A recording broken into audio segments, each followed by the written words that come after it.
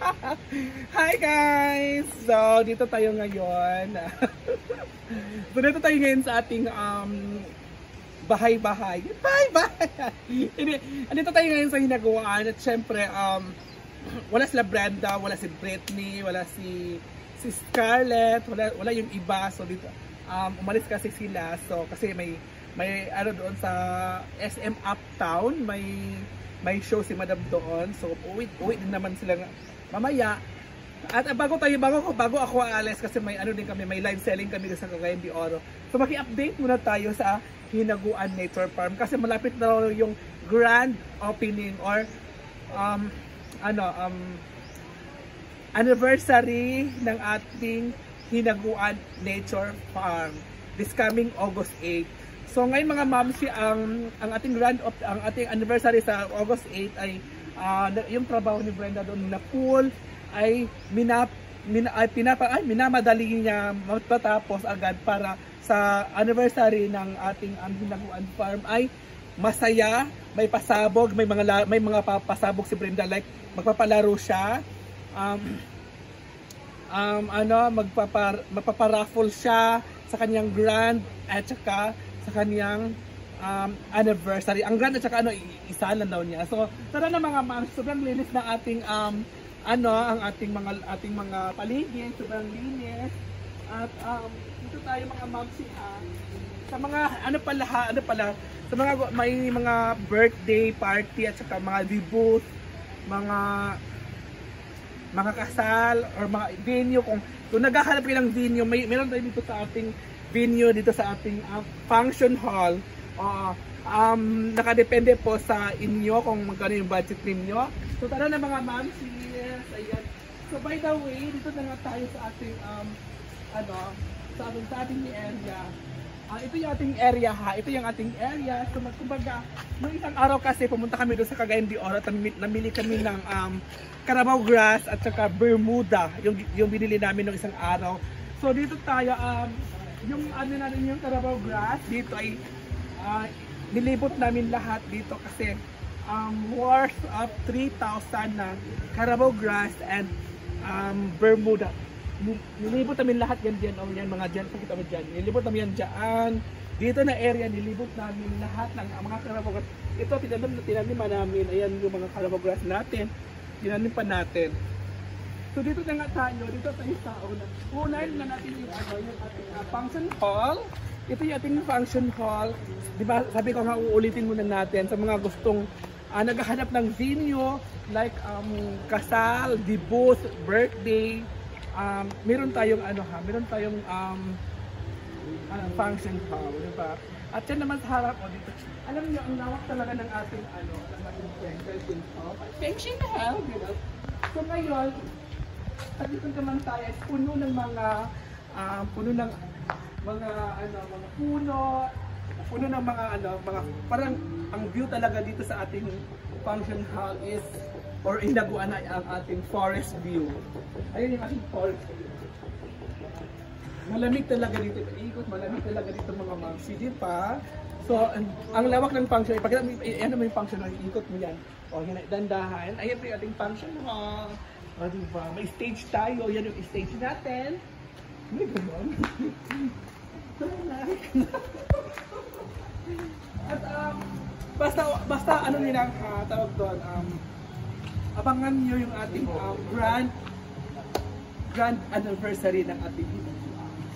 So dito naman tayo mga mamsis. Dito tayo ay malapit na talaga siya hindi pala siya malapit pa kasi marami pang gagawin, marami pang trabahong gagawin. So sana bago mag-8 sa August, bago mag-August 8 ay matapos na itong pagtatiles ng ating mga trabahante, di ba? Yan ang mga trabahante.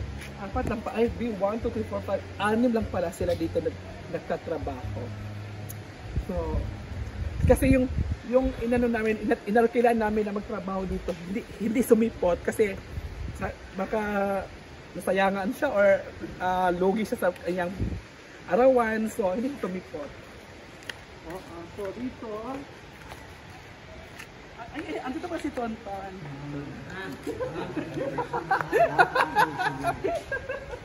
Kita pa si Tonton.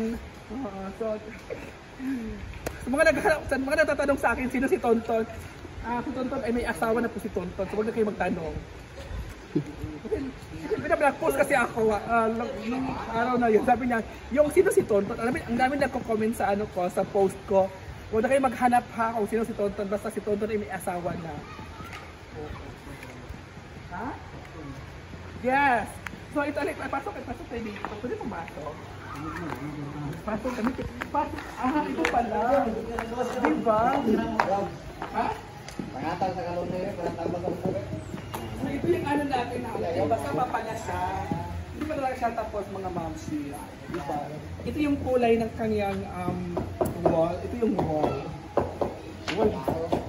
Kulay blue. So ito talaga marami pa talagang kulang. So iwan ko anong kulay dito talaga blue ba rin pa yan or ibang kulay. So malalaman natin yan mga next day. Diba? So lalagyan pa siya ng kasi tawagalin po tayo itong puti. Lagyan pa siya ng gout para yung yung butas-butas sa gilid, mapantay at maganda sa tingnan. Kalungin din mo, kanawalan din mo. Hindi sa mag-video sa actually. Ito naman tayo, ito pala yung inaano natin. Mag-inom na ba ka? Hindi nga may Tonton. Meron taon-taon na mga Bagong lang ano. So dito na nga tayo. So, nawala tuloy ako sa sasabihin ko. So dito ang kulay dito ay kulay gold. Kulay gold ang ilalagay dito ni Madam. Kulay gold. Dito naman sa sa wall niya ay kulay black. Hindi blue. Magkaiba kasi yung doon kasi is pang adult, dito kasi is pang children or pang young, gano'n, di ba? So baka hindi marunong lumangoy, dito talaga yung area dito. At ito yung jacuzzi niya, jacuzzi ba to? Hindi ko alam mo anong kulay yan. So ito naman ay lagyan niya ng yung parang anong tawag to? Kalimutan ko tuloy. Lagay na lang lagay. Hindi, lagyan yan ng yung pwedeng pwede kang humiga, pwede kang pahinga. Ito yung pahingahan kung pwedeng, basta yun na yan, nakalimutan ko anong tawag doon. May tawag doon, nakalimutan. At dito naman, puno ng mga halaman.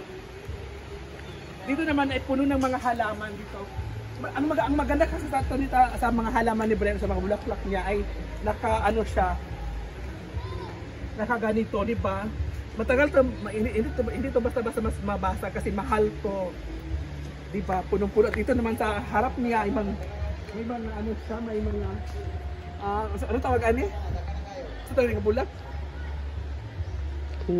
Anong tawag na bulak na yan? Basta alam niyo na yan, alam naman ng mga viewers natin. So dito naman tayo. So dito naman ay puno na rin ng mga Carabao grass at Bermuda. Dito ay parang cottage to dito.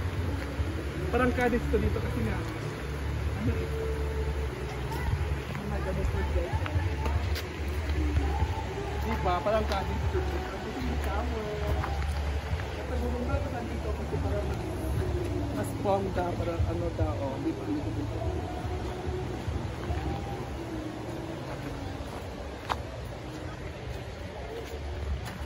Alam niyo naman, at alam niyo naman na ilan na minuto? 8. So alam niyo naman mga mamsi, so dito kasi puno na kasi ng mga excitement dito kasi sa next kasi after niyan matapos sa grand opening ni Brenda is at saka sa kanyang anniversary ay magpapa-live band po siya dito. Pag matapos yan, so may entrance pa din tayo na 20 pesos at yung live band niya dito sa function hall, pakita ko yung function hall natin. Diyan po siya magla-live band. May singer po tayo na kaibigan, may kaibigan tayong singer at yun po ang kakanta dyan sa ating live band.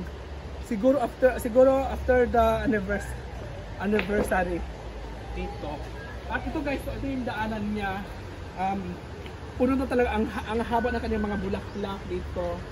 So ayun ang mga mamsi. At ito yung niya, yung mga e-house niya. Kasi ngayon kasi wala pa kasing tao ngayon. Walang katao-tao ngayon kasi may bagyo. Yung sapa natin ay ano siya, kulay brown. Oo, so siya. May mga aso dito natutulog. Ang kakapal ng mga aso, no? Ito naman mga mamsi ay pinagawa to ni Brenda. Iwan ko magkano itong bilhin niya kasi alam ko yung itong ganito ay isang ganyan is nasa 5,000 or 5,000 to bawat isa. So diba? So yan lang naman mga mamsi. So good luck sa atin at thank you so much kay Sas Noah. Kuya Sas Noah, thank you so much sa senior mo, dinagdag mo doon kay Papa na blessings. At saka kay Tita Bot, thank you so much sa aking Tita Bot, Bobot Akain Jr. Ayan. At saka kay Late Love, thank you so much sa aking friend dyan. So thank you so much sa inyo guys. And God bless po sa inyo. And see you tomorrow guys, and God bless. Bye!